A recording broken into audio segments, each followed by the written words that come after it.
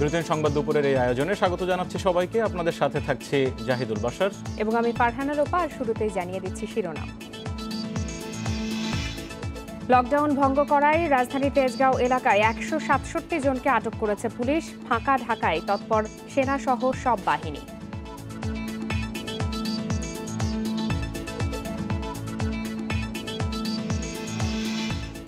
Corona উপসর্গ নিয়ে খুলনা, রাজশাহী সহ 14 জেলায় 119 জনের মৃত্যু। মানুষ সচেতন না হলে আরও খারাপ পরিস্থিতির শঙ্কা।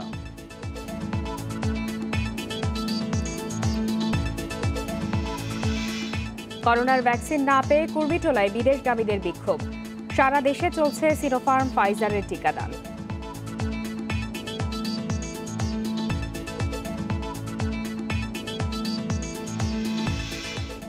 হলে আর্টিজান মামলায় 7 আসামির ডেথ রেফারেন্সের শুনানির অপেক্ষা। হামলায় নিহতদের প্রতি শ্রদ্ধা।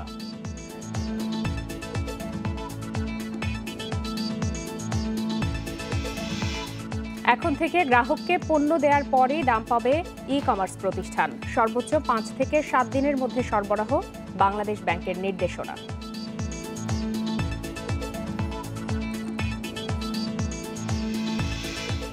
শিরোনাম জানাচ্ছিলাম, এবারে চলে যাচ্ছে বিস্তারিত খবরে। কঠোর লকডাউনের বিধিনিষেধ না মানায় রাজধানীতে এখন পর্যন্ত 167 জনকে আটক করেছে পুলিশ। 7 দিনের লকডাউনের প্রথম দিনে নগরীর প্রায় প্রতিটি মোড়েই রয়েছে চেকপোস্ট। জিজ্ঞাসাবাদে সন্তোষজনক উত্তর না দিতে পারলেই গুনতে হচ্ছে জরিমানা। তবে আগের লকডাউনের তুলনায় এবার অযৌক্তিক কারণে রাস্তায় মানুষ কম বের হচ্ছে বলে জানায় আইনশৃঙ্খলা বাহিনী। কঠোর লকডাউনের প্রথম দিন বৃহস্পতিবার বেলা 11টা রাজধানীর অন্যতম ব্যস্ততম এলাকা শাহবাগ মোড়ে তল্লাশি চৌকি বসিয়ে র্যাব ও পুলিশের পাশাপাশি কাজ করে সেনাবাহিনী। প্রতিটি যানবাহন থামিয়ে জানতে চাওয়া হয় বের হওয়ার কারণ। যৌক্তিক কারণ না দেখাতে পারলেই গুনতে হয় জরিমানা। 2-1 চেক করছে, বাট ওরা আমি ভিজিটিং কার্ড দেওয়ার পর ছেড়ে দিয়েছে। বাট এখন যারা তারা ভিজিটিং কার্ড অ্যালাউ করতেছে না, তারা বলতেছে আইডি কার্ড লাগবে সাথে। আমি তো যেই অফিসে চাকরি, আমাদের অফিস খোলা, তারা বলছে যে আইতে। এখন আমি আসছি, ওখানে আটকাইছিল, পরে ছেড়ে দিয়েছে। আগে মন চাইছে লাগে আটকাইছে, আটকে মনে করেন মামলা দিছে। চেকপোস্টগুলোতে জরিমানার পাশাপাশি স্বাস্থ্যবিধি পালনে ছিল কঠোর অবস্থান। মাস্ক ছাড়া গন্তব্যে যেতে দেওয়া হয়নি কাউকে। পুলিশ বলছে মাস্ক পরার জন্য, তার লাগে আটকাইছে। লকডাউনের বিধিনিষেধ না মানলে শুধু জরিমানা নয়, আরও কঠোর শাস্তি হতে পারে বলে জানান র্যাবের নির্বাহী ম্যাজিস্ট্রেট। আমাদের নাগরিকগণ বুঝেছেন যে এটা আমাদের জীবনের জন্য, আমাদের লং টার্ম যে জীবিকার পথকে আপনার সুসংহত করা বা সুনিশ্চিত করা, সেই জন্যই কিন্তু এই বিধিনিষেধ। তাই এটা বুঝেছেন, এটা আমাদের জন্য খুবই বড় প্রাপ্তি। আইনশৃঙ্খলা বাহিনীর সদস্যরা জানান, নানা অজুহাতে রাস্তায় বের হওয়া মানুষের সংখ্যা অনেক কম। জনপ্রশাসনের কর্মী আছে বা কর্মকর্তা আছেন, তাই সেসব সংস্থাকে আমরা সাহায্য সহযোগিতা করার জন্য এখানে মেইনলি ডিপ্লয়েড হয়েছি।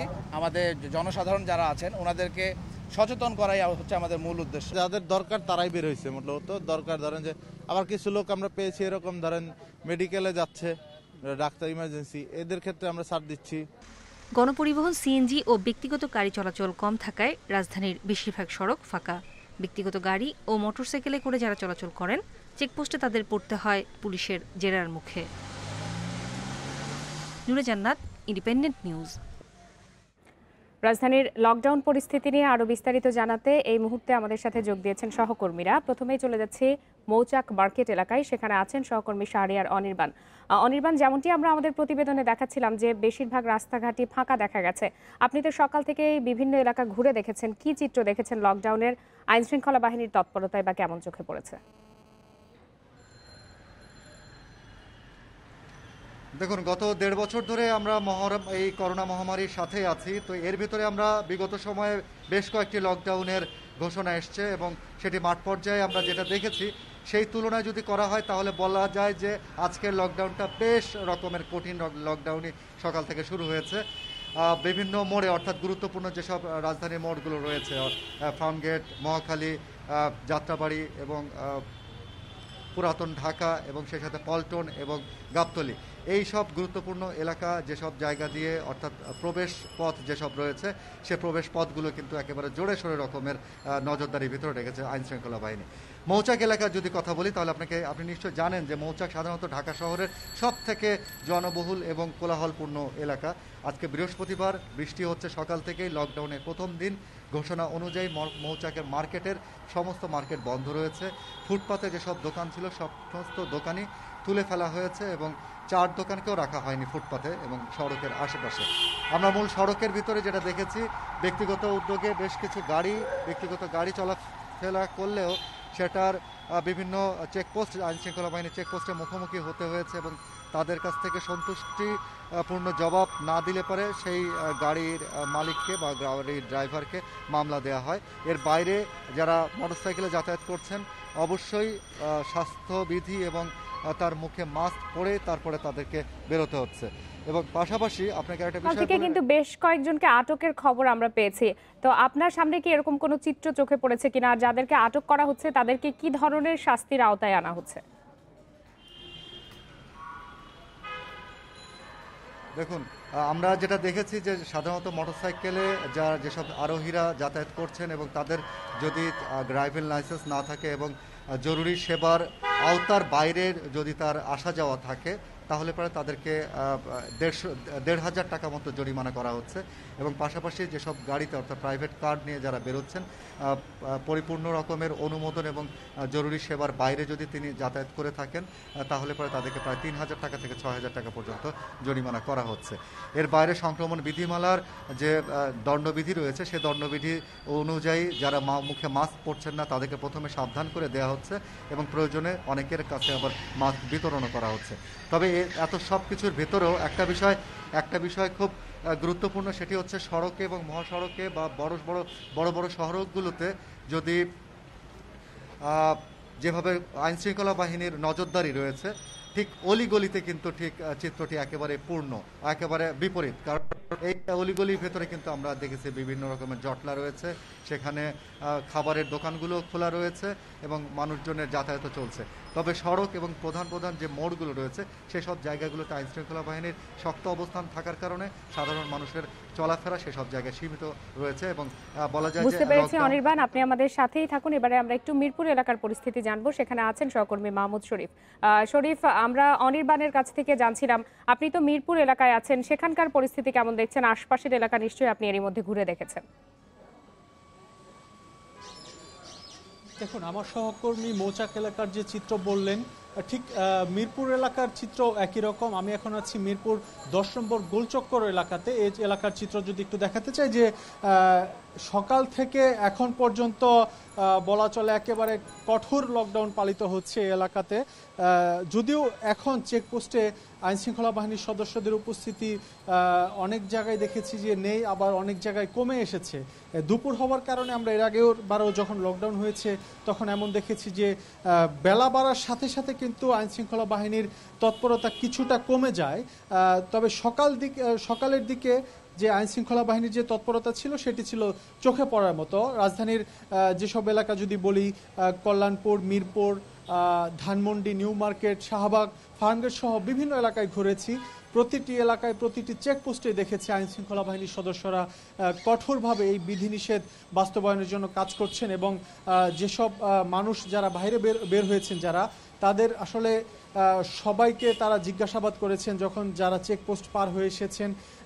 যদি যৌক্তিক কারণ কেউ না দিতে পেরেছেন সেক্ষেত্রে আমি দেখেছি কলাবাগান এলাকাতে 6,000 টাকা পর্যন্ত জরিমানা করতে। অর্থাৎ একজন তার ব্যক্তিগত গাড়ি নিয়ে বের হয়েছেন কিন্তু তার আসলে যৌক্তিক কোনো কারণ নেই, যে কারণে তাকে 6,000 টাকা জরিমানা করা হয়েছে। এবং একজন মোটরসাইকেল চালককে দেখেছি যাকে 2,000 টাকা জরিমানা করা হয়েছে। মূলত তিনি একটি বেসরকারি কোম্পানিতে চাকরি করেন, কিন্তু তার যে কোম্পানি বা তার যে কাজ সেটি আসলে এই জরুরি সেবার যে আওতা সেই আওতায় নয়, যে কারণে তাকে 2,000 টাকা জরিমানা করা হয়েছে। এমন চিত্র আরও অন্যান্য চেকপোস্টেও দেখেছি। শাহবাগের যে কথা যদি বলি, সেখানে দেখেছি যে র্যাবের ভ্রাম্যমাণ আদালত পরিচালিত হয়েছে, সেখানেও বেশ কয়েকজনকে জরিমানা করা হয়েছে শুধু যৌক্তিক কারণ দেখাতে না পারার কারণে। তবে আইনশৃঙ্খলা বাহিনীর সদস্যরা সকাল থেকে যে তৎপরতা চালাচ্ছেন এতে তারা আসলে অনেকটা সন্তোষ জানিয়েছেন যে এই যে কঠোর লকডাউন, অর্থাৎ 7 দিনের যে কঠোর লকডাউন শুরু হয়েছে এই লকডাউনের প্রথম দিন তারা আসলে বলছেন মানুষের মধ্যে একটু বাহিরে বের হওয়ার যে শরীফ, একটু ছোট্ট করে জানতে চাই যে এতদিন বিভিন্ন ধাপে ধাপে বিধিনিষেধ, সীমিত পরিসরে বিধিনিষেধ বা লকডাউন, আজ তো কঠোর লকডাউনের প্রথম দিন, পার্থক্য আপনার চোখে কি ধরা পড়ছে আসলে মূলত? দেখুন, আসলেই পার্থক্য চোখে পড়ছে আজকে প্রথম দিন, কারণ অলিগলির ভেতরে যেসব দোকান বা চায়ের দোকান বা মুদি দোকান রয়েছে, বলা চলে হাতে গোনা দু একটি জায়গাতে দু একটি দোকান ছাড়া সব দোকানপাটি বন্ধ রয়েছে। কিন্তু এর আগের লকডাউনগুলোতে কিন্তু এমন চিত্র ছিল না। তবে এই যে লকডাউনের চিত্র, এই চিত্রের আসলে অন্যতম কারণ হচ্ছে মাঠে সেনাবাহিনীর টহল থাকা। আপনি দেখতে পাচ্ছেন এই মিরপুর 10 নম্বর এলাকা দিয়ে সেনাবাহিনীর যে টহল সেটি অতিক্রম করছে। সেনাবাহিনীর আসলে যে টহল টিম রয়েছে এটি রাজধানীর বিভিন্ন এলাকা সকাল থেকেই তারা ঘুরছে এবং মানুষকে সতর্ক করছে। আমি সেনাবাহিনীর কর্মকর্তাদের সাথে কথা বলে যতটুকু জানতে পেরেছি যে তারা আসলে সরকারের যে নির্দেশনা, সেই নির্দেশনা বাস্তবায়নের জন্য তারা মাঠে কাজ করছে এবং এই যে মাঠে সেনাবাহিনী থাকবে এমন ঘোষণার কারণেই মানুষের মধ্যে অনেকটা ভীতি বলি বা সচেতনতা বলি, যেটি বলি না কেন, এটি বেড়েছে এবং যার কারণে সকাল থেকে এখন পর্যন্ত বলা চলে কঠোরভাবেই এই লকডাউন পালিত হচ্ছে। তবে আজকের এই লকডাউনে আইনশৃঙ্খলা বাহিনীর সদস্যরা যে বিষয়টি মাথায় রাখছে যে আসলে যারা এই চেকপোস্ট পার হচ্ছে বা বিভিন্ন অজুহাতে বা বিভিন্ন কারণেই বের হচ্ছে, তাদের মধ্যে আসলে স্বাস্থ্যবিধি কতটুকু আছে সেটিও কিন্তু তারা দেখভাল করছে। যদি কেউ মাস্ক ছাড়া বের হয়ে থাকেন তাদেরকে কিন্তু আইনশৃঙ্খলা বাহিনীর পক্ষ থেকে বা জেলা প্রশাসনের পক্ষ থেকে মাস্ক দেয়া হচ্ছে। মাহমুদ শরীফ এবং শাহরিয়ার অনির্বাণ জানাচ্ছিলেন মিরপুর এবং মৌচাক এলাকা থেকে। খুলনা, রাজশাহী সহ 14 জেলায় 24 ঘন্টায় করোনা উপসর্গ নিয়ে 119 জনের মৃত্যু হয়েছে। এর মধ্যে করোনায় 65 এবং উপসর্গে মারা গেছে 54 জন। লোকজন সচেতন না হলে কেবল লকডাউনের মাধ্যমে সংক্রমণ ও মৃত্যু কমানো সম্ভব নয় বলছেন চিকিৎসকরা। রাজশাহী মেডিকেলে করোনায় 5 জন এবং উপসর্গে 16 জনের মৃত্যু হয়েছে। জেলার 406টি নমুনা পরীক্ষায় 162 জনের করোনা শনাক্ত হয়, যা 39.90%। খুলনার 3টি হাসপাতালে গত 24 ঘন্টায় করোনায় 7 জন এবং উপসর্গে মারা গেছে 3 জন। এ সময় নমুনা পরীক্ষায় করোনা শনাক্ত হয়েছে 242 জনের।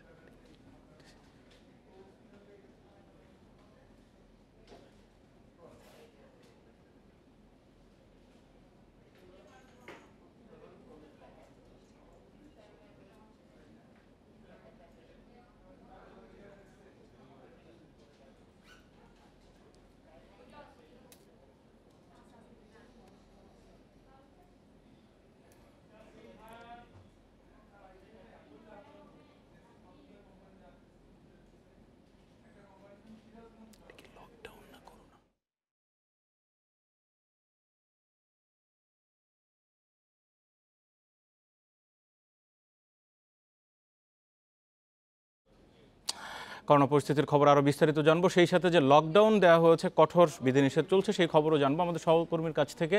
শুরুতেই রাজশাহীতে যাই, সাথে রয়েছেন বরিশালের সহকর্মীও। মাইনুল, রাজশাহীর খবর জানাবেন। রাজশাহীতে আজকে যে লকডাউন দেওয়া হচ্ছে, আমি দেখতে পাচ্ছি আপনার একেবারে পেছন দিকে ফাঁকা রাস্তা, বেশ কড়াকড়ি মনে হচ্ছে। বাকিটা আপনি জানাবেন। আর মেডিকেলের সর্বশেষ কি পরিস্থিতি, অক্সিজেন সংকট আছে কিনা বিশেষ করে জানতে চাই। খারাপ হচ্ছে যে আজকে থেকে কঠোর এক সপ্তাহ কঠোর লকডাউন শুরু হয়েছে। তার যদি বলি প্রতিক্রিয়া রাজশাহীতে আমরা দেখতে পাচ্ছি যে রাজশাহীতে গত 3 সপ্তাহ লকডাউন ছিল, তার চিত্র দেখছেন কঠোর লকডাউন চলছে। সেই এর অন্যতম কারণ হলো রাজশাহীর যে রাস্তাঘাটে কিন্তু সেনাবাহিনীর যে টহল সেটি আমরা দেখেছি যে সকাল থেকে এখানে মূলত সকাল থেকে রাত্র থেকে বৃষ্টি হচ্ছে। বৃষ্টির কারণে মানুষের চলাফেরা একেবারে কম ছিল। তারপরেও যেহেতু বৃষ্টি ছেড়েছে, তারপরে কিছু মানুষ চলাচল করলো, তারা কিন্তু নিতান্ত তাদের একেবারে জরুরি প্রয়োজনে বের হচ্ছে। আমরা দেখেছি যে রাস্তাঘাটে মানুষ বের হলেই আইন শৃঙ্খলা বাহিনীর সদস্যদের তোপের মুখে তাদেরকে পড়তে হচ্ছে, তাদেরকে জবাবদিহিতার মুখে পড়তে হচ্ছে। তারা তাদেরকে প্রতিরোধ করছে, জিজ্ঞাসাবাদ করছেন। যদি কোনো জরুরি প্রয়োজন আছে সেক্ষেত্রেই তাদেরকে সামনে এগোতে দিচ্ছে, তাছাড়া কিন্তু তাদেরকে ফিরিয়ে দেওয়া হচ্ছে। আর দেখতেছি সকাল থেকে রাজশাহীতে বিজিবি এবং সেনাবাহিনী টহল শুরু করেছে। আমরা জেলা প্রশাসনের পক্ষ থেকে আমাদেরকে জানানো হয়েছে রাজশাহীতে 3 প্লাটুন বিজিবি ও 3 প্লাটুন সেনাবাহিনী তারা 4টি টিমে বিভক্ত হয়ে রাজশাহী নগরী সহ বিভিন্ন উপজেলায় তারা টহল শুরু করেছে। এছাড়াও রাজশাহী জেলা প্রশাসনের পক্ষ থেকে রাজশাহী 9টি উপজেলাতেই ভ্রাম্যমাণ চলছে। সেই সাথে রাজশাহী নগরীতে আরো 4টি, মোট 13টি ভ্রাম্যমাণ চলছে। এছাড়াও এই ভ্রাম্যমাণ আদালত পর্যায়ের জন্য ঢাকা থেকে আরো 6 জন নির্বাহী ম্যাজিস্ট্রেটকে রাজশাহী জেলা প্রশাসনে সংযুক্ত করা হয়েছে। তারাও কিন্তু এই চলমান 7 দিন লকডাউনে তারা ভ্রাম্যমাণ আদালত পরিচালনা করবেন এবং মানুষের তারা ভ্রাম্যমাণ আদালত পরিচালনা করবেন। আর রাজশাহীর করোনা পরিস্থিতি যদি বলি, রাজশাহী মেডিকেলে গত 24 ঘন্টায় কিন্তু 22 জন মারা গেছে, তার মধ্যে 14 জনই রাজশাহী। এবং এই যে প্রতিদিন করোনা রোগী মারা যাচ্ছে বা করোনা রোগী ভর্তি হচ্ছে, রোগীদের কিন্তু সামাল দিতে গিয়ে একেবারে বেসামাল অবস্থা রাজশাহী মেডিকেল হাসপাতাল কর্তৃপক্ষের। তাদের যেমন বেড সংকট দেখা দিচ্ছে, তেমন চিকিৎসকের যে কমতি সেটি কিন্তু তারা বেশ বড় ধরনের অনুভব করছে। হাসপাতাল কর্তৃপক্ষ বলছে রাজশাহী মেডিকেল হাসপাতালে 405টি বেডের অনুকূলে কিন্তু এখন ভর্তি আছে 463 জন। অর্থাৎ এই বেড সংকট যে রোগী বেডের তুলনায় যে রোগী অনেক বেশি, সেখানে বোঝা যাচ্ছে বেড সংকট কিন্তু তাদের প্রকট। আর অক্সিজেন সরবরাহের কথা যদি বলি, রাজশাহী মেডিকেলে যেহেতু সেন্ট্রাল অক্সিজেন সরবরাহ আছে, পাশাপাশি তারা অতিরিক্ত রোগীদের জন্য সিলিন্ডারে করে অক্সিজেন সরবরাহ করছে, সেই সাথে অক্সিজেন কনসেন্ট্রেটর আছে তাদের কাছে। সব মিলিয়ে অক্সিজেনের কোনো ঘাটতি কিন্তু রাজশাহী মেডিকেল কলেজে নাই। তবে বেড সংকট ও চিকিৎসক সংকট তাদের একটু আছে। তারা বলছে যে এই বেড সংকটের কারণে রাজশাহী সদর হাসপাতাল ব্যবহারে তারা একটি অনুমতিতে স্বাস্থ্য মন্ত্রণালয়ে তারা চিঠি পাঠিয়েছিল এবং তারা এই স্বাস্থ্য মন্ত্রণালয় সহ রাজশাহী যারা স্বাস্থ্য সংশ্লিষ্ট আছে তারা সবাই চিঠি পরিদর্শনের পর একটি অর্থের বাজেট তারা মন্ত্রণালয়ে পাঠিয়েছে। সেই বাজেট এখনো অনুমোদন হয়নি। সেই বাজেটে অনুমোদন হলে মূলত রাজশাহী সদর হাসপাতাল যে সংস্কার কাজ সেইটি শুরু হবে। এই সদর হাসপাতাল যদি চালু করা সম্ভব হয় তাহলে কিন্তু রাজশাহী মেডিকেলের উপর যে চাপটি পড়েছে রোগীদের সেটি কমবে। সদর হাসপাতালে যদি সম্ভব হয় চালু করা, তাহলে সেখানে 1 থেকে 150 রোগী সেখানে চিকিৎসা দেওয়া সম্ভব হবে বলে চিকিৎসকরা আমাদেরকে জানিয়েছেন। জনি, আপনি থাকুন আমাদের সাথে। আমরা একটু সরাসরি এবার বরিশালে যাব। সেখান থেকে মুরাদ আহমেদ তিনি আমাদের সাথে যুক্ত আছেন বরিশালের খবরাখবর নিয়ে। মুরাদ, সকাল থেকে বরিশালের যে চিত্র দেখেছে তা জানতে চাইবো। একই সাথে কেউ এখন পর্যন্ত বরিশালে লকডাউন না মানায় আটক হয়েছেন কিনা, তেমন তথ্য আছে কিনা?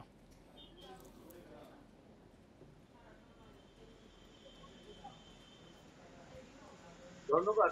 আসলে সকাল থেকে এই পর্যন্ত লকডাউন যা দেখলাম বাসা, তাতে যেটি মনে হচ্ছে যে করোনা শুরুর পর থেকে এখন পর্যন্ত যতগুলো লকডাউন দেখা গিয়েছিল তার মধ্যে এটাই মনে হয় সেরা। আজকেটা একটু বেশি পালন হয়ে গেল। এতটা আসলে এক্সপেকটেশন আমরা যারা দীর্ঘদিন থেকে কাজ করছি আমাদেরও ছিল না। সকাল থেকে মানুষই নামে কে কাকে জরিমানা করবে, জায়গা বদল করতে বাধ্য হয়েছে। এই কারণে বৃষ্টির ঝাপটা যেখানে যাচ্ছি সেখানে রাখছে। তো আমি আপাতত ঠাঁই নিয়েছি সদর রোডের মূল কেন্দ্রটিতে। তো সেখানে যে অবস্থাটুকু এই বেলা 2টার সময়, বেলা 2টার সময় এটি হলো কনজাংশন পয়েন্ট আমরা বলে থাকি, যে এখান থেকে যত অফিসিয়ালরা অফিসে কাজ করতে আসেন তারা তাদের গন্তব্যে চলে যান অথবা অফিসিয়ালরা চলে যান, একটা জটলা এখানটা লেগেই থাকে। সেই বিষয়টি আজকে নেই। সর্বোপরি যেটি দেখা যাচ্ছে যে সকাল থেকে আমি বিভিন্ন পয়েন্টে গিয়েছি, কোথাও কিন্তু লোক পাইনি। এখন লোক না পাওয়ার কারণে এটি আসলে উৎসাহিত করেছে পুলিশকে এবং প্রশাসনকেও। তারা 22টি টিম নিয়ে ভ্রাম্যমাণ আদালত নেমেছিলেন। এখন পর্যন্ত যতটুকু আমার কাছে খবর আছে খালি হাতেই তারা রয়েছেন, কোনো জরিমানা করার প্রয়োজন হয়নি, মানুষ নামেনি। আর পুলিশের আজকে তৎপরতা অন্যদিনের চাইতে একটু বেশি দেখলাম সব জায়গায়, অর্থাৎ এন্ট্রি নেই। আমরা সেনাবাহিনীকেও দেখেছি এই জায়গাটিকে ক্রস করতে, সেনাবাহিনী টহলও আমরা দেখেছি। মুরাদ আহমেদ, কঠোর লকডাউন চলছে, ছবিতেও তেমনটি দেখা যাচ্ছে, কিন্তু যারা জরুরি প্রয়োজনে হাসপাতালে যাওয়া, ওষুধ কিনতে যাওয়া বা অন্য কোনো জরুরি প্রয়োজনে যেটি প্রজ্ঞাপনে সেই সুবিধা দেওয়া হয়েছে, এ ধরনের কেউ কোনো ধরনের সমস্যার সম্মুখীন হচ্ছেন কিনা, এরকম খবর আছে কিনা? দেখুন, ওই যেটি হচ্ছে যে পায়ে হেঁটে চলে আসতে হচ্ছে দূর দূরান্ত থেকে, আর প্যাডেল রিক্সার সংখ্যা এমনিতেই কমে গেছে, এর সাথে ইঞ্জিন লাগিয়ে ইঞ্জিন রিক্সাগুলো চলার কারণে। তো ইঞ্জিন রিক্সা যেহেতু চলছে না, এমনি প্যাডেল রিক্সার দাম বেড়ে গেছে। তো সেক্ষেত্রে যারা সাধারণ পেশেন্ট আছেন, পেশেন্টের স্বজন আছেন, এরা যেটি হচ্ছে যে আসলে দূরান্ত থেকে হাসপাতাল পর্যন্ত পৌঁছাতে তাদের যে সহায়তা দরকার ছিল সেটিতে আসলে তারা একটা বিড়ম্বনার শিকার হচ্ছেন। অর্থাৎ রিক্সা মিলছে না, রিক্সা মিললে দাম বেশি, আর অন্য বাহনগুলো চলছে না। আর যেটি হচ্ছে যে ডায়রিয়া আপনার করোনা পরিস্থিতি বরিশালে দিনে দিনে অগ্রগতির দিকে, ঊর্ধ্বগতির দিকে, যেটি বলি না কেন দুদিকেই ধাবমান রয়েছে। আর সবচেয়ে বড় বিষয়টি হচ্ছে যে এত আক্রান্তের পরেও হাসপাতালে ভর্তির সংখ্যা কিন্তু আমরা তেমন দেখছি না। 150 বেডের হসপিটালে আজ পর্যন্ত 141 জন এসছেন, এটা কিন্তু ম্যাক্সিমাম বাইরে। আজ সকালে যে রিপোর্টটি বেরিয়েছে 85 জন আক্রান্ত দেখানো হয়েছে, 55 জন এই সিটির, একজনও হাসপাতালে আসেনি। তো এই মুরাদ আহমেদ, সব মিলিয়ে আপনাকে ধন্যবাদ। আপনি ঠিকই বলছিলেন, খুলনা এবং রাজশাহীর সাথে বরিশাল বিভাগের বড় পার্থক্য, হাসপাতালগুলোতে রোগীরা যাচ্ছেন না, কিন্তু এই দুই বিভাগে হাসপাতালে জায়গা দেওয়া সম্ভব হচ্ছে না। অনেক ধন্যবাদ আপনাদের দুজনকে। সেন্ট্রাল অক্সিজেন সরবরাহ বন্ধ থাকায় সাতক্ষীরার করোনা ডেডিকেটেড মেডিকেল কলেজ হাসপাতালে 7 রোগীর মৃত্যুর অভিযোগ করেছেন স্বজনরা। বুধবার সন্ধ্যায় এই ঘটনা ঘটে। অক্সিজেন স্বল্পতার কথা স্বীকার করলেও মৃত রোগীদের সবাই মুমূর্ষু ছিলেন বলে দাবি সিভিল সার্জনের। সাতক্ষীরা করোনা ডেডিকেটেড হাসপাতালে রোগীদের সেন্ট্রাল অক্সিজেন দেওয়ার সুবিধা রয়েছে, তবে বুধবার সন্ধ্যায় হঠাৎ করে বন্ধ হয়ে যায় কেন্দ্রীয় অক্সিজেন সরবরাহ ব্যবস্থা। এ সময় তীব্র অক্সিজেন সংকটে পড়েন রোগীরা। পর্যাপ্ত অক্সিজেন না পেয়ে করোনাক্রান্ত 7 রোগীর মৃত্যু হয় বলে দাবি স্বজনদের। ডাক্তার আমাদেরকে বলে যে সিলিন্ডার কম্বিনেশন করে অক্সিজেন দিবে, কিন্তু প্রপার ফ্লো পাবে না। তো এতে করে অনেক পেশেন্টের লাইফ রিস্কে পড়তে পারে। এই সময়ের ভিতরে আমি দেখছি যে 3টা রোগী ডেথ হয়েছে, ইভেন আমার বড় চাচিও মারা গেছে। আমার বাবা ভালো ছিল, সন্ধ্যা পর্যন্ত 100 তার অক্সিজেন লেভেল, তাহলে সেই রোগী কেন মারা গেল? অক্সিজেনের অভাবে। অক্সিজেন ফুরাই গেছিল, তার জন্য ভাইটা মারা গেল, আমার বড় ভাই। তবে অভিযোগ অস্বীকার করেছেন দায়িত্বরত চিকিৎসকরা। না মারা যায়নি ওই এমনি কি অক্সিজেনের প্রেসার একটু কমে গেছে আর কি, আমাদের সিলিন্ডার অক্সিজেন আছে আর কি, ওই মেইন লাইনে ব্যাকআপ দেওয়া আছে আর কি। এ বিষয়ে একাধিকবার যোগাযোগ করলেও হাসপাতালের তত্ত্বাবধায়ক কথা বলতে রাজি হননি। অক্সিজেন স্বল্পতার বিষয়টি স্বীকার করেছেন সিভিল সার্জন, যদিও অক্সিজেন না পেয়েই রোগীদের মৃত্যুর অভিযোগ মানতে নারাজ তিনি। যে রোগীগুলো এমনি খারাপ ছিল তারা হয়তো ওই সময়টাই মারা গিয়েছে এবং সেটাকে হয়তো অক্সিজেন স্বল্পতার সাথে কোইনসাইড করার চেষ্টা করছে। এটা তো তাদের ধারণা হতেই পারে, এটাও হতে পারে। আবার হ্যাঁ, অক্সিজেন স্বল্পতার জন্য তাদের সমস্যা হয়েছে, এটাও তো নাকচ করে দেওয়া যাচ্ছে না। সেটা কালকে আরো অধিকতর তদন্ত অথবা খোঁজ খবর নিয়ে তারপরে এটা কনফার্ম করা। সাতক্ষীরা করোনা ডেডিকেটেড মেডিকেলে বর্তমানে চিকিৎসা নিচ্ছেন 250 রোগী। Independent news desk. আহ্বান জানিয়েছেন আওয়ামী লীগের সাধারণ সম্পাদক ওবায়দুল কাদের। ধারাবাহিকভাবে শতাধিক মৃত্যু এবং উচ্চ মাত্রায় সংক্রমণ হওয়ায় সতর্কতার কোনো বিকল্প নেই বলে মনে করেন তিনি। সকালে তার সরকারি বাসভবনে নিয়মিত ব্রিফিংয়ে এই কথা বলেন ওবায়দুল কাদের। আমরা জানি অনেকে অসুবিধায় আছেন, শহরে গ্রামে সর্বত্রই অসহায় কর্মহীন মানুষের জন্য সরকারের উদ্যোগের পাশাপাশি বেসরকারি ও স্বেচ্ছাসেবী সংস্থা সামর্থ্যবানদের আমি এগিয়ে আসার আহ্বান জানাচ্ছি। কঠোর লকডাউনে কোনো প্রভাব নেই রাজধানীর কাঁচা বাজারগুলোতে। বিধিনিষেধ উপেক্ষা করে উপচে পড়া ভিড় ছিল বাজারে। এদিকে ভোজ্য তেলের দাম লিটারে 4 টাকা কমানো হলেও এর প্রভাব নেই বাজারে। বৃহস্পতিবার সকাল রাজধানীর কারওয়ান বাজারে ক্রেতা বিক্রেতার ভিড় চোখে পড়ার মতো। এ চিত্র দেখে বোঝার উপায় নেই দেশে চলছে কঠোর লকডাউন। বৃষ্টি উপেক্ষা করে নিত্য প্রয়োজনীয় পণ্য কেনাবেচায় ব্যস্ত সবাই। নেই সামাজিক দূরত্ব মানার বালাই, এমনকি মুখে মাস্ক রাখত অনীহা বেশিরভাগের। সচেতনতা নেই সরকারি নির্দেশনা মানার ক্ষেত্রে। বেরোতে মানা করছো না, এখন তো কিছু করার নাই। আমরা যেহেতু এখন ঘর বইটা রয়েছি, আমরা বাড়ি ঘরেও যাইতে পারি নাই। মাস্ক আছে দম ফুটা লাগে কথা কইতে। সরকার যে লকডাউন দিছে 7 দিনের জন্য ঘরের থেকে বাইরে যাবে না, এটা তো আমি দেখতেছি না, প্রচুর লোকজন তো দেখতেছি। এদিকে তেলের দাম লিটারে 4 টাকা কমলেও তার প্রভাব নেই। এখনও 1 লিটার বোতলজাত সয়াবিন তেল কিনতে হচ্ছে 153 টাকায়। বাড়তি দামে ক্ষুব্ধ ক্রেতারা। বাড়ার কথা ওঠার আগেই দেখা যায় যে বাজারের দাম সবকিছুর বাইরে যায়, কিন্তু যখন কমে তখন এটার প্রভাব বাজারে ওরকম থাকে না। এটা কমতে আরো অনেক সময় লাগে। তেলের দামটাও এখনো প্রতি লিটারে 4 টাকা 5 টাকা দরে বেশি, এটা আসলে অনেকটা সমস্যার সম্মুখীন। সারা দেশে বিধিনিষেধ চললেও পণ্যবাহী গাড়ি চলতে কোনো বাধা নেই। বাজারেও স্বাভাবিক রয়েছে প্রয়োজনীয় সব পণ্যের সরবরাহ। Shahid Ahmed, independent news, Dhaka. Smart card, passport, জাতীয় পরিচয়পত্র থাকা সত্ত্বেও টিকা না পাওয়ার অভিযোগ করেছেন প্রবাসী শ্রমিকরা। আজ থেকে শ্রমিকদের জন্য বিশেষ ব্যবস্থায় করোনার টিকাদান শুরুর কথা থাকলেও এই কার্যক্রমে এরই মধ্যে দেখা দিয়েছে বিশৃঙ্খলা। সোমবারের মধ্যে টিকা নিয়ে সব জটিলতা অবসানের আশ্বাস দিয়েছেন প্রবাসী কল্যাণ মন্ত্রী। সকালে রাজধানীর কুর্মিটোলা জেনারেল হাসপাতালে মন্ত্রী ইমরান আহমেদ বলেন, যারা বিক্ষোভ করছেন তাদের মধ্যে থেকে 100 জনকে বঙ্গবন্ধু মেডিকেল বিশ্ববিদ্যালয় হাসপাতালে টিকা দেওয়া হবে। ফাইজারের টিকা নেওয়ার জন্য প্রবাসীরা আগামী সোমবার থেকে সুরক্ষা অ্যাপে সরাসরি নিবন্ধন করতে পারবেন বলেও জানান তিনি। এদিকে রাজধানীর 7 কেন্দ্রে ফাইজার ও সারা দেশে সিনোফার্মের টিকাদান কর্মসূচি শুরু হয়েছে। বেলা 3টা পর্যন্ত চলবে এই কার্যক্রম। অগ্রাধিকার তালিকায় থাকা মেডিকেল শিক্ষার্থী, পাবলিক বিশ্ববিদ্যালয়ের শিক্ষার্থী ও সম্মুখ সারির যোদ্ধারা টিকা পাচ্ছেন।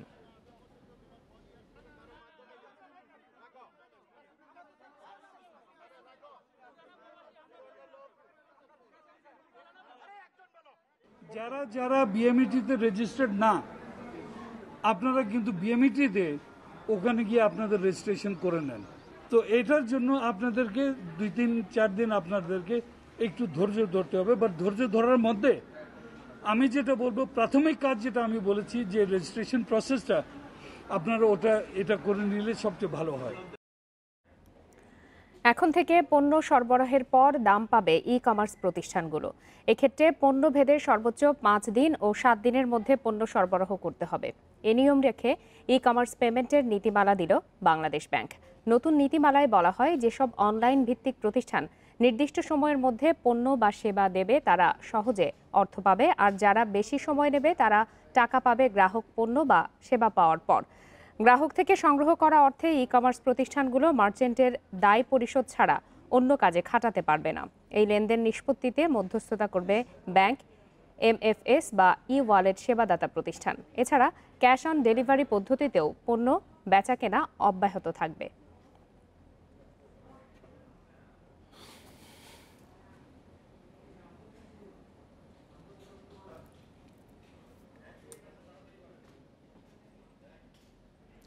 মৌসুমী বায়ু সক্রিয় থাকায় রাজধানীসহ 6 বিভাগের সর্বত্র মাঝারি থেকে ভারী বৃষ্টিপাত হচ্ছে। আগামীকাল থেকে বৃষ্টির পরিমাণ কিছুটা কমতে পারে বলেও জানিয়েছে আবহাওয়া কর্মকর্তারা। সকাল 6টা পর্যন্ত 24 ঘন্টায় সবচেয়ে বেশি বৃষ্টিপাত চট্টগ্রামে 216 মিলিমিটার, এছাড়া নেত্রকোনায় 208 মিলিমিটার। তবে রাজধানীতে বেশ খানিকটা কম 19 মিলিমিটার রেকর্ড করা হয়েছে। আগামীকাল সকাল 6টা পর্যন্ত আবহাওয়ার পূর্বাভাসে বলা হয়েছে, ঢাকা, চট্টগ্রাম, রাজশাহী, রংপুর, সিলেট ও ময়মনসিংহ বিভাগের অধিকাংশ জায়গায় এবং খুলনা ও রংপুর বিভাগের কিছু কিছু জায়গায় দমকা হাওয়া সহ হালকা থেকে মাঝারি বৃষ্টিপাত হতে পারে। কোথাও কোথাও ভারী বৃষ্টিও হতে পারে। আবহাওয়া কর্মকর্তারা জানান, ভারতের আসাম ও উড়িষ্যায় টানা বৃষ্টিপাতের প্রভাবে দেশের উত্তর পূর্ব ও উত্তর পশ্চিমাঞ্চলের নদ নদীতে পানির উচ্চতা বেড়ে বন্যা পরিস্থিতি তৈরি হতে পারে।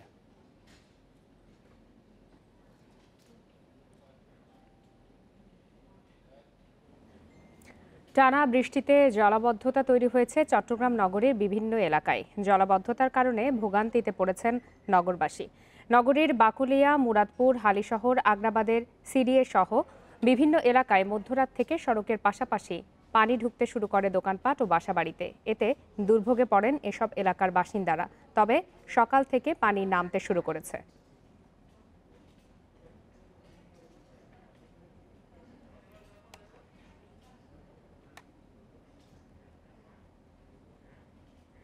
এ বিষয়ে আরো বিস্তারিত জানাতে চট্টগ্রাম থেকে যোগ দিয়েছেন সহকর্মী ইফতেখার ফয়সাল।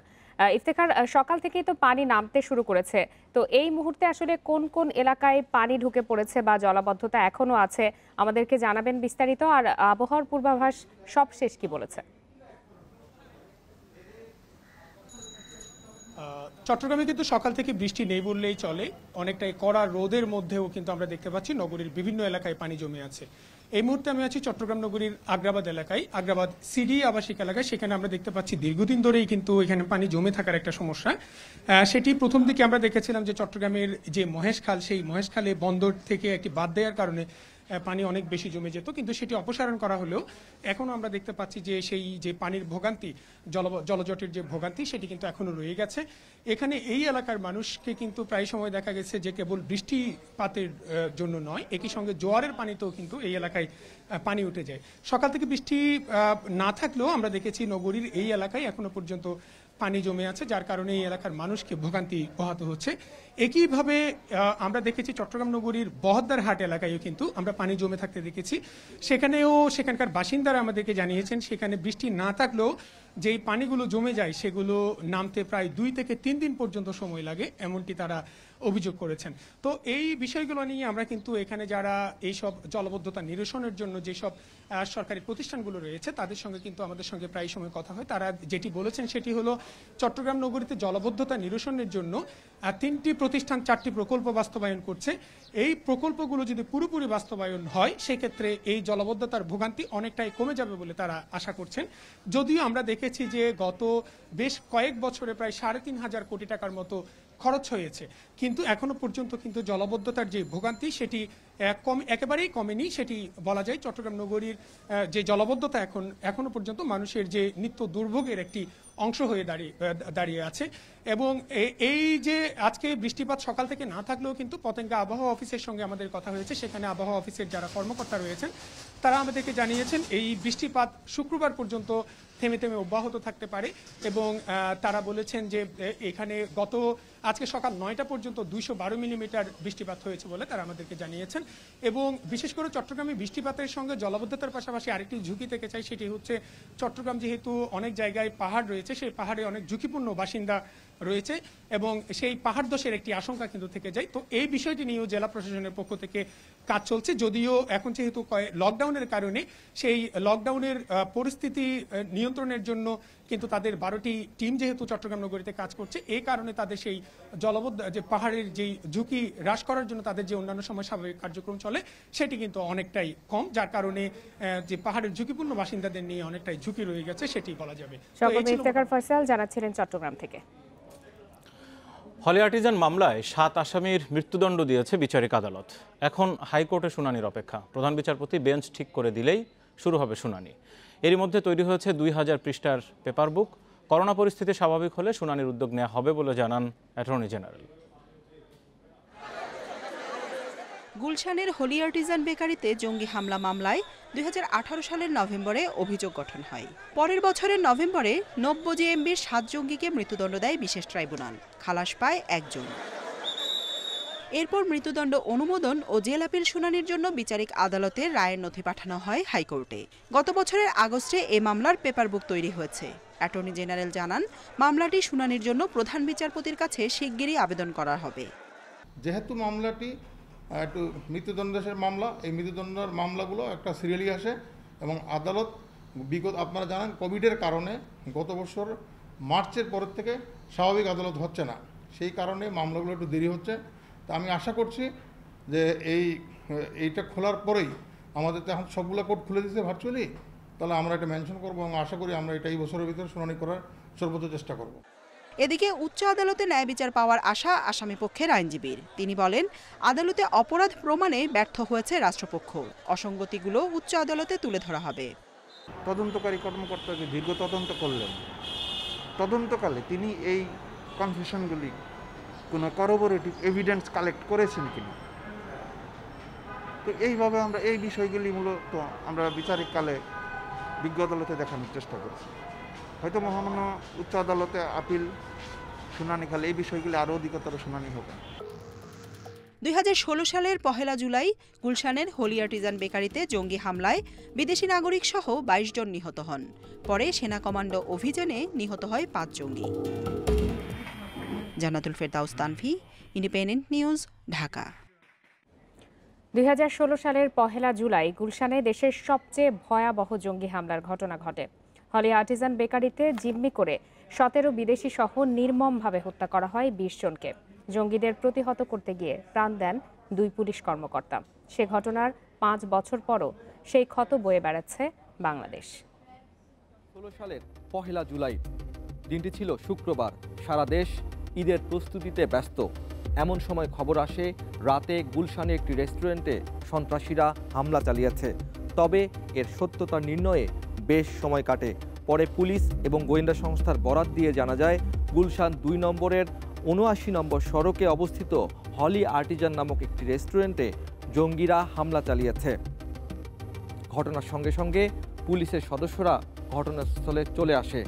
আর রাত 9:20 থেকে ওই রেস্টুরেন্টের ভেতর থেকে মুহুর্মুহু গোলাগুলির শব্দ আসতে থাকে। রাত 9:30টার দিকে বনানী থানার তৎকালীন ভারপ্রাপ্ত কর্মকর্তা সালাউদ্দিন গুরুতর আহত হন এবং গোয়েন্দা পুলিশের সহকারী পুলিশ কমিশনার রবিউল ইসলাম মৃত্যুবরণ করেন। রাত 11টার কিছু পরে ওসি সালাউদ্দিন মারা যায়। এরই মধ্যে পুলিশ, র্যাব, বিজিবি এবং নৌবাহিনীর সদস্যরা হলি আর্টিজান ঘিরে রেখে জঙ্গিদের প্রতিহত করার পরিকল্পনার ছক আঁকতে থাকে। পাশাপাশি জঙ্গিদের সাথে যোগাযোগ স্থাপন করে তাদেরকে আত্মসমর্পণ করারও তাগিদ দিতে থাকেন, কিন্তু জঙ্গিরা তাদের এই আবেদনে সাড়া দেয়নি। এভাবে উৎকণ্ঠার মধ্য দিয়ে পার হয় সারা রাত। তবে গভীর রাতে খবর আসে 20 জন জিম্মিকে হত্যা করা হয়েছে। এদের মধ্যে 9 জন ইটালি, 7 জন জাপান, 1 জন ভারত এবং 3 জন বাংলাদেশের নাগরিক। পরদিন সকাল 7:30 চূড়ান্ত অভিযানের প্রস্তুতি নেয় বাংলাদেশ সেনাবাহিনীর বিশেষ কমান্ডো দল।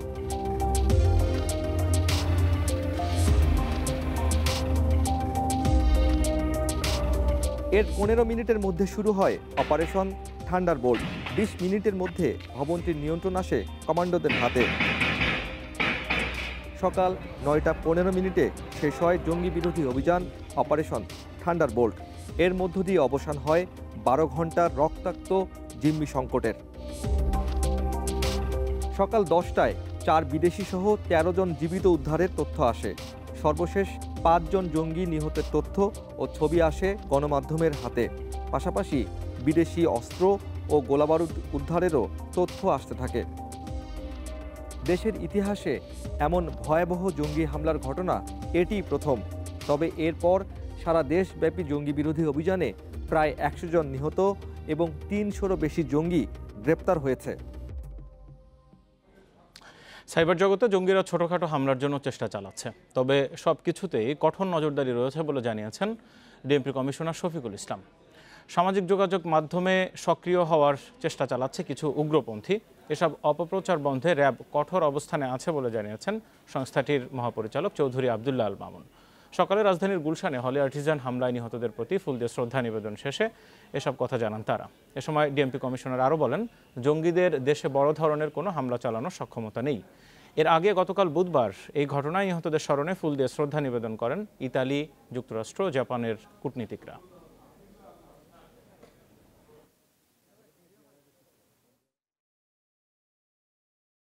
ছোটোখাটো কিছু ট্রেনিংও সাইবার ওয়ার্ল্ড থেকে হচ্ছে, কিন্তু হামলা করার জন্য যে ধরনের অস্ত্রশস্ত্র তৈরি করা দরকার, বোমা তৈরি করার দরকার, সেটির জন্য একেবারে খুব স্পেশালাইজড প্রশিক্ষণ দরকার। সে ধরনের প্রশিক্ষিত কোনো মানুষ তাদের হাতে আপাতত নাই। ফলে বড় ধরনের কোনো হামলার আপাতত কোনো আশঙ্কা আছে এটা আমরা মনে করি না। তারা সংগঠিত হওয়ার চেষ্টা করলে আমরা ধরে ফেলছি বিভিন্ন আইনশৃঙ্খলা বাহিনীর হাতে তারা ধৃত হচ্ছে। আমরা এর আগেও যেটা বলেছি যে আমরা এখন কিন্তু তাদের চেয়ে অনেক এগিয়ে আছি, যার কারণে তারা সংগঠিত হতে পারছে না এবং তাদের আক্রমণ করার মতো বা এই ধরনের জঙ্গি বড় ধরনের কোনো আক্রমণ করার মতো তাদের সক্ষমতা আছে বলে আমাদের কাছে প্রতীয়মান হয় না। মগবাজারে বিস্ফোরণের ঘটনায় দগ্ধ আরও একজন শেখ হাসিনা জাতীয় বার্ন ও প্লাস্টিক সার্জারি ইনস্টিটিউটে মারা গেছেন। তার নাম নুরুন নবী। এ নিয়ে ওই ঘটনায় মৃতের সংখ্যা বেড়ে দাঁড়িয়েছে 10 জনে। চিকিৎসকরা জানিয়েছেন, রাত 4:30টার দিকে আইসিইউতে চিকিৎসাধীন নুরুন নবী মারা যান। তার শরীরের 90% পুড়ে গিয়েছিল। বিস্ফোরণে দগ্ধ আইসিইউতে চিকিৎসাধীন আরও একজনের অবস্থা আশঙ্কাজনক। তারও শরীরের 90% পুড়ে গেছে। এছাড়া বিস্ফোরণের ঘটনায় দগ্ধ আরও 2 জন শেখ হাসিনা জাতীয় বার্ন ইনস্টিটিউটের সাধারণ বেডে চিকিৎসাধীন। তারা শঙ্কামুক্ত বলে জানিয়েছেন চিকিৎসক। রোববার সন্ধ্যায় মগবাজারে একটি 3তলা ভবনে ভয়াবহ বিস্ফোরণের ঘটনা ঘটে।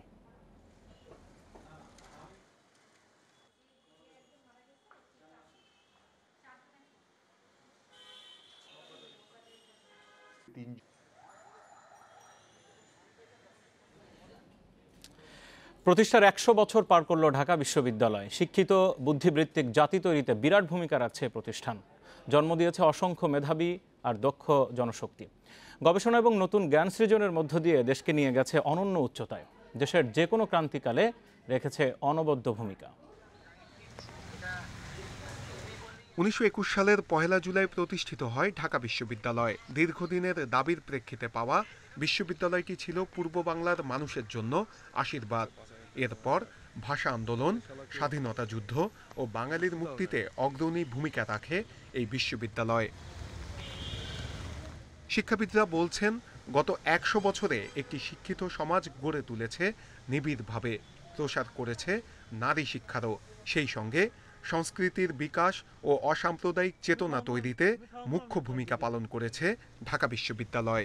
একটা শিক্ষিত জনগোষ্ঠী, উদার মানসিকতা সম্পন্ন এবং সংস্কৃতি মানা এবং বুদ্ধিমুক্তি আন্দোলন, এই সবকিছু কিন্তু ঢাকা বিশ্ববিদ্যালয় কেন্দ্রিক ছিল। তবে এতদিনেও সব সংকট কাটিয়ে উঠতে পারেনি বিশ্ববিদ্যালয়। এখনো রয়ে গেছে আবাসিক সমস্যা, গ্রন্থাগার ও ক্লাসরুম সংকট। আবাসিক সংকট সমাধান করুক। আমাদের আবাসিক ব্যবস্থা এখন অনেক পিছিয়ে আছে। ঢাকা বিশ্ববিদ্যালয়ের শিক্ষার্থীদের জন্য ভ্যাকসিনের ব্যবস্থা করে অনতিবিলম্বে হল খুলে দেওয়া উচিত। বর্তমান শিক্ষকরা বলছেন, শতবর্ষে এসেও দূর হয়নি বিশ্ববিদ্যালয়ের বাজেট ঘাটতি। তাই সক্ষমতা থাকা সত্ত্বেও গবেষণার কাজ এখনো সীমিত। একাডেমিক কলবরটা আমরা বৃদ্ধি করতে পারবো, গবেষণা ক্ষেত্রে যদি আমরা টাকা বরাদ্দ করতে পারি, এমনকি ঢাকা বিশ্ববিদ্যালয়ের র্যাঙ্কিংয়ে প্রথম আমরা মনে করি যে অচিরেই প্রথম দিকে চলে আসবে বলে আমি প্রত্যাশা করি। ঢাকা বিশ্ববিদ্যালয়ের প্রথম উপাচার্য ছিলেন স্যার পিজে হার্টগ। 28তম উপাচার্য হিসেবে এখন দায়িত্ব পালন করছেন অধ্যাপক এম আক্তারুজ্জামান। বিশ্ববিদ্যালয়ের শততম বার্ষিকীতে তিনি কি বলছেন? আমরা একটা বিশেষ কর্মসূচি গ্রহণ করেছি গবেষণার ক্ষেত্রে মৌলিক প্রকাশনার জন্য এবং জার্নাল সমূহকে আন্তর্জাতিক পর্যায়ে নেওয়ার জন্য। প্রায় 1200 অধিক গবেষণা প্রকল্প আমরা অনুমোদন দিতে সক্ষম হয়েছি। বিশ্ববিদ্যালয় হিসেবে বিশ্ব র্যাঙ্কিংয়ের সূচকগুলোতেও গুরুত্ব দেয়া হচ্ছে বলে জানালো কর্তৃপক্ষ। শিক্ষক রাজনীতি, ছাত্র রাজনীতির প্রভাব মুক্ত হয়ে বিশ্ববিদ্যালয় হয়ে উঠুক জ্ঞান তৈরির ক্ষেত্র। সেই সঙ্গে মুক্ত বুদ্ধি চর্চার সুষ্ঠু পরিবেশ নিশ্চিত হোক, এমনটাই প্রত্যাশা সংশ্লিষ্টদের। নূরে আলম, ইন্ডিপেন্ডেন্ট নিউজ, ঢাকা। বিশ্বে মোট প্রাণহানি ৩৯,৬২,০০০, শনাক্ত 18,29,00,000-এর বেশি। এদিকে একদিনে বিশ্বে করোনায় প্রাণ হারিয়েছেন ৮,৫০০ জন, শনাক্ত ৩,৯০,০০০। গেল এক সপ্তাহে মৃত্যুর হার কমেছে ৬%, আক্রান্তের হার বেড়েছে 2%। ব্রাজিলে একদিনে করোনায় আক্রান্ত হয়ে মারা গেছেন ২,১২৭ জন মানুষ, শনাক্ত ৪৫,০০০-এর বেশি। দেশটিতে আক্রান্ত ও মৃতের হার কমলেও প্রাণহানির সংখ্যা স্থিতিশীল নয়। ভারতে একদিনে মারা গেছে ৯৯১ জন, আক্রান্ত ৪৮,৮৭৮। গেল এক সপ্তাহে ভারতে মৃত্যুর হার কমেছে ২৩ ভাগ। করোনার ডেল্টা ভ্যারিয়েন্ট যুক্তরাষ্ট্রের নতুন উদ্বেগের কারণ হতে পারে বলে সতর্ক করেছেন দেশটির শীর্ষ সংক্রামক রোগ বিশেষজ্ঞ অ্যান্থনি ফাউচি। এদিকে সংক্রমণ কমায় লকডাউন তুলে নিয়েছে যুক্তরাষ্ট্রের অরেগন রাজ্য। নতুন করে সংক্রমণ বাড়তে থাকায় সিডনি ও এর আশেপাশের এলাকার মানুষের চলাচলে লাগাম টানার আহ্বান জানিয়েছে অস্ট্রেলিয়া। সেই সাথে সংক্রমণ রোধে টিকা কার্যক্রম বাড়াচ্ছে সরকার। এক সপ্তাহে ইন্দোনেশিয়াতে সংক্রমণের হার বেড়েছে ৫৩%। সংক্রমণ নিয়ন্ত্রণে জোর তৎপরতা চালাচ্ছে দেশটি। বৃহস্পতিবার ২৫,০০০ মানুষকে দেয়া হয়েছে করোনার টিকা। রাশিয়াতে এক সপ্তাহে মৃত্যুর হার বেড়েছে ৩০%। পেরুতে যুক্তরাষ্ট্রের দেয়া ১০ লাখ ফাইজার টিকার ডোজ পৌঁছেছে। এদিকে করোনা মোকাবেলায় হিমশিম খাচ্ছে তিউনেশিয়া। দেশটির হাসপাতালে দেখা দিয়েছে শয্যা সংকট। এদিকে জার্মানির তৈরি ভ্যাকসিন করোনা প্রতিরোধে ৪৮% কার্যকর বলে জানিয়েছে টিকা প্রস্তুতকারক প্রতিষ্ঠান কিওরভ্যাক, যা বায়োএনটেক ও মডার্নের থেকে অনেক কম। তবে ১৮ থেকে ৬০ বছর বয়সীদের জন্য এই হার ৫৩%। Mushrifa Nuzhat, independent news. অবশেষে ভারতের সেরাম ইনস্টিটিউটে তৈরি অক্সফোর্ড অ্যাস্ট্রাজেনেকার কোভিশিল্ড ভ্যাকসিনকে ছাড়পত্র দিল ইউরোপীয় ইউনিয়নভুক্ত ৭ দেশ। বৃহস্পতিবার এই সিদ্ধান্ত জানায় Austria, Germany, Greece, Iceland, Ireland, Spain এবং সুইজারল্যান্ড। ভারতীয় টিকা নিয়ে ইউরোপীয় ইউনিয়নের সঙ্গে টানাপোড়েনের মধ্যেই এই ঘোষণা এলো। ইউরোপীয় ইউনিয়নের অন্তর্বর্তী দেশগুলোতে প্রবেশের জন্য অনুমতি দেয়া 4টি ভ্যাকসিনের মধ্যে নাম নেই কোভিশিল্ডের। এই সমস্যা খুব তাড়াতাড়ি মিটে যাবে বলে জানিয়েছেন কোভিশিল্ড টিকা প্রস্তুতকারক সংস্থা সেরাম ইনস্টিটিউটের কর্ণধার আদার পুনাওয়ালা। এর আগে কোভিশিল্ড ও কোভ্যাক্সিন গ্রহণকারীদের ইউরোপে প্রবেশে নিষেধাজ্ঞা বিষয়ক সিদ্ধান্ত থেকে সরে আসার আহ্বান জানিয়েছে ভারত। তা না হলে ইউরোপীয় ইউনিয়ন অনুমোদিত টিকার প্রশংসাপত্র ভারতে গ্রহণযোগ্য হবে না, সাফ জানিয়েছে দিল্লি। সেক্ষেত্রে ইউরোপ থেকে আসা নাগরিকদের বাধ্যতামূলক কোয়ারেন্টিনে যেতে হবে।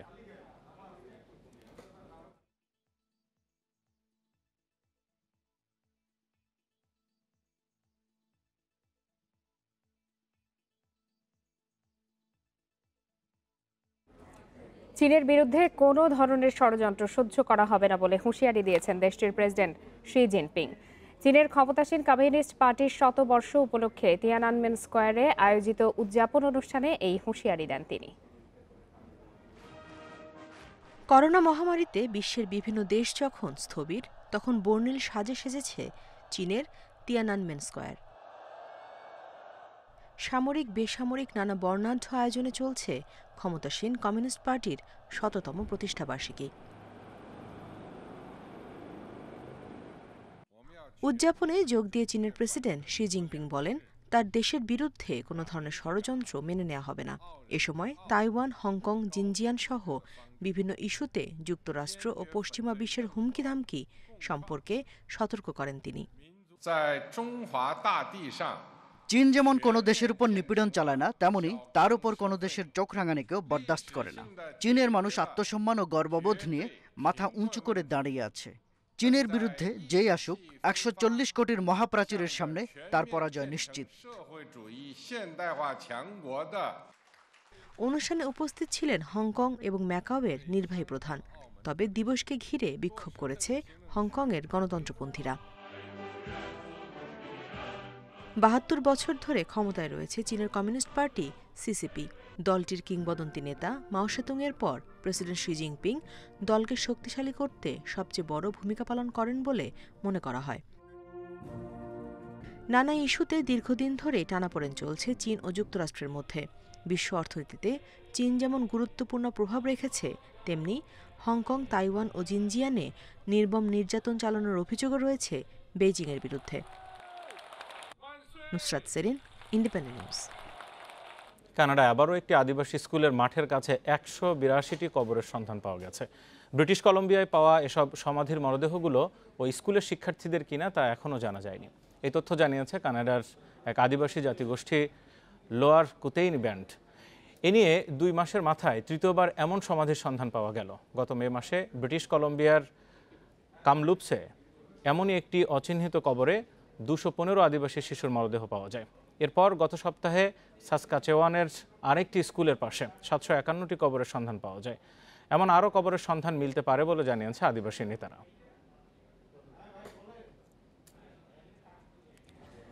তীব্র দাবদাহে পুড়ছে কানাডার উত্তর পশ্চিমাঞ্চল। সোমবার ব্রিটিশ কলম্বিয়ার পুলিশ কর্তৃপক্ষ জানায়, গরমে শুক্রবার থেকে এ পর্যন্ত ৪৮৬ জনের মৃত্যুর তথ্য পেয়েছেন তারা। অতিরিক্ত গরমের কারণেই এসব মৃত্যু হয়েছে বলে ধারণা কর্তৃপক্ষের। অরেগন রাজ্যে দাবদাহের কারণে ৬৩ জনের মৃত্যুর খবর নিশ্চিত করেছে কর্তৃপক্ষ। এছাড়াও আরও ১০৭ জনের শ্বাসকষ্ট এবং ৩২ জন হিট স্ট্রোক করেছেন বলে জানান তারা। সোমবার ব্রিটিশ কলম্বিয়া রাজ্যের তাপমাত্রা রেকর্ড করা হয় ৪৭.৯ ডিগ্রি সেলসিয়াস। এই সপ্তাহের আগে কানাডা জুড়ে তাপমাত্রা কখনোই ৪৫ ডিগ্রি সেলসিয়াসের ওপরে ওঠেনি বলে জানান আবহাওয়াবিদরা। সপ্তাহ জুড়েই এই দাবদাহ চলবে বলে জানিয়েছেন তারা। শ্রীলঙ্কা সফরকে ভুলে থাকতে চাইবেন আবু জাহেদ রাহি। ২ টেস্টে থেকেছেন উইকেট শূন্য। এবার টাইগারদের জিম্বাবুয়ের মিশন। সেখানে উইকেটের দেখা পেতে চান টাইগারদের ১ নম্বর টেস্ট বোলার। জিম্বাবুয়ের কন্ডিশন আশাবাদী করে তুলছে তাকে। টেস্টে বাংলাদেশকে জয়ের ধারায় ফেরাতে দায়িত্ব নিতে চান পেস ডিপার্টমেন্টের। টেস্টে টাইগারদের ১ নম্বর বোলার। সব ম্যাচে রাহির কাছে উইকেটের প্রত্যাশা ম্যানেজমেন্টের, কিন্তু শ্রীলঙ্কায় প্রত্যাশা পূরণে সফল হননি। পাল্লেকেলেতে ২ টেস্টে ৪১ ওভার বোলিং করেও উইকেটের দেখা পাননি। তবে জিম্বাবুয়েতে এমন অভিজ্ঞতার মুখোমুখি হতে চান না রাহি। তখন আমার বোলিংটা ভালো ছিল এবং ইকোনমি আমি যেটা চাইছিলাম সেটাই হয়েছে এবং টিমের প্ল্যান যা ছিল তাই করছি। সো এটা নিয়ে তেমন একটা চিন্তা করতেছি না। আপকামিং ম্যাচের জন্য ভালো কিছু করি, এটা নিয়ে চিন্তা করতেছি। জিম্বাবুয়ের কন্ডিশন রাহিকে আশাবাদী করে তুলছে। ইনিশিয়ালি উইকেট থেকে বাড়তি সুবিধা পান পেসাররা। রাহির মূল অস্ত্র ছোট ছোট সুইং। হারারে স্পোর্টস গ্রাউন্ডের উইকেটে কোনো পরিবর্তন না এলে প্রতিপক্ষের জন্য চিন্তার কারণ হতে পারেন রাহি। জিম্বাবুয়ে উইকেটে একটু সুইং করে, তারপরে হলো আপনার ওয়েদারটা একটু ঠান্ডা আছে। আর যেহেতু এর আগের বারও আমি একবার খেলছিলাম এ টিমে, সো আমার কাছে মনে হয় জিম্বাবুয়ে উইকেটটা একটু ভালো আমাদের পেস বোলারদের জন্য। জিম্বাবুয়ের বিপক্ষে ঘরের মাঠে খেলা সবশেষ টেস্টে দাপট দেখিয়েছিল পেসাররা। সামনে থেকে নেতৃত্ব দিয়েছিলেন রাহি। এবার ওদের কন্ডিশনও আগ্রাসন ধরে রাখতে চান তিনি। পেসারটাকে তাসকিন, ইবাদত ও শরীফুলের অন্তর্ভুক্তি আরও আশাবাদী করে তুলছে রাহিকে। আমার কাছে মনে হয় এবারে টেস্ট টিমের পেস অ্যাটাকটা খুব ভালো আছে। আমরা যদি জায়গা মতো বোলিং করতে পারি এবং আমরা আমাদের মানে যে এফোর্টটা দিতে পারি, তাহলে অবশ্যই আমরা ভালো কিছু নিয়ে আসতে পারবো। ফরম্যাট ভিন্ন হলেও ঢাকা প্রিমিয়ার লিগে খেলার মধ্যে থাকায় ফিটনেসে ঘাটতি থাকছে না। জিম্বাবুয়ে যাবার আগে 2 দিন লাল বলে কিছুটা প্রস্তুতি নিয়ে রেখেছেন। ওখানে গিয়ে প্রস্তুতি ম্যাচ দিয়ে নিজেকে তৈরির আরও সুযোগ তো থাকছেই। Saiful Majumdar, independent news. সংবাদ দুপুরের আয়োজন আজ পর্যন্তই। ইন্ডিপেন্ডেন্ট টেলিভিশনের সব খবরের আরো বিস্তারিত জানতে চোখ রাখুন ফেসবুক, ইউটিউব বা টুইটারে। ধন্যবাদ সবাইকে।